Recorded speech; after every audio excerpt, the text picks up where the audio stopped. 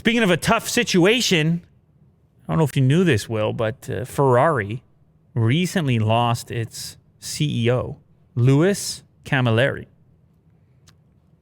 He departed the company last week citing personal reasons. And now the rumors have started as far as who could be in line for that Ferrari CEO position. And that somehow merged over to the tech world because somehow at the top of the rumor list is Mr. Jony Ive, former lead designer at Apple, industrial designer. I think he worked on the software for a period of time as well. I mean, goes way back, recently left the company, but for a period of time, I mean, we're talking Steve Jobs' right-hand man. Yep. For a period of time, we're talking Tim Cook's right-hand man. Period of time. So I read this and I'm like, oh, that could be cool. Imagine Ferraris with Jony Ive. Like, what would those be?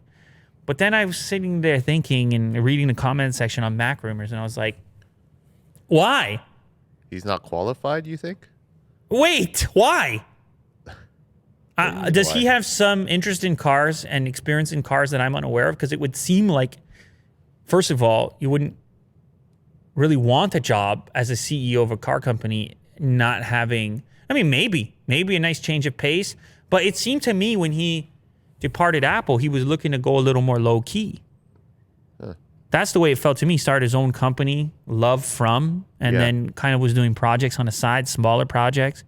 If he wanted to depart a really corporate kind of daily life, why would he take on an even bigger role at a different company where you're going to have to be in that office all the time and doing CEO things? So I don't know if this report has any merit, but it was originally reported by Reuters. There's another Apple employee, the CFO, Luca Maestri, who is apparently also being considered for the role.